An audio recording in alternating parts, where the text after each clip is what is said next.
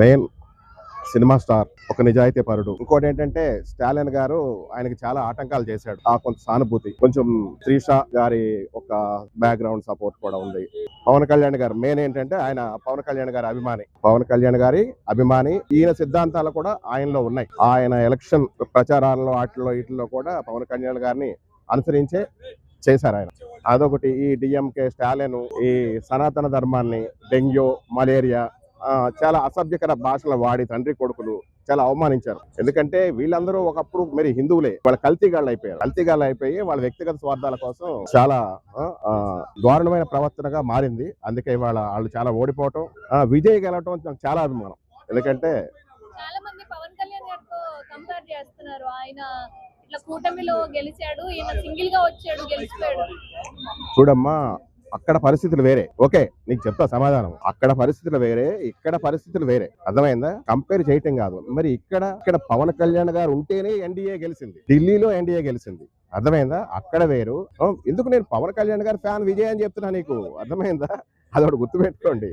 ఇవాళ రాష్ట్ర దేశ రాజకీయాలు శాసించేది పవన్ కళ్యాణ్, అది మాత్రం గుర్తుపెట్టుకోండి. ఇంకోటి ఏంటంటే మెయిన్ మన ఐరన్ లెగ్ అక్కడ అడుగు పెట్టింది.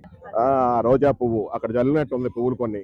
దాని కారణంగా ఎక్కడ పడితే అక్కడ ఏదో నవ్వు ఒకటి, అది మనస్ఫూర్తిగా నవ్వదు. దాని కారణంగా కొంచెం స్టాలిన్ ఫెయిల్ అయిపోయాడు. సౌత్ ఇండియన్ నార్త్ ఇండియన్ అనే స్టాలిన్ ఒక సైడ్ లో పెట్టారు. అలానే తిరువంత కొండ పైన దీపం కోసం కోర్టు పైన గొడవలు ఆయన అంటే హిందువులు అలానే హిందువులు కూడా అలానే మూడో ప్లేస్ ఆయన కూర్చోబెట్టారు.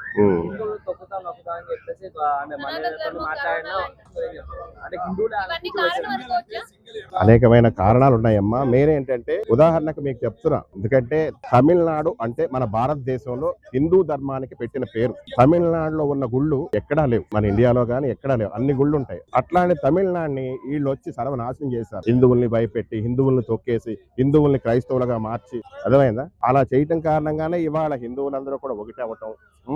అంటే ఉదాహరణ బీజేపీ అక్కడ ఎక్కువ ఫోకస్ చేసుంటే బీజేపీ గెలిచుండేది అక్కడ కూడా. ఎందుకంటే పెద్ద సీట్లేం కాదు. ఇప్పుడు దగ్గర 60 సీట్ల దాకా వచ్చింది. ఇంకో 40-50 సీట్లు ఇటు వచ్చి అనుకో బీజేపీ గవర్నమెంట్ ఫామ్ చేస్తుంది. బీజేపీ మెయిన్ కలకట్టా మీద ఫోకస్ కలకట్టా పశ్చిమ బెంగాల్ మీద ఫోకస్ పెడతాం కారణంగా ఇక్కడ విజయ్కి అవకాశం వచ్చింది.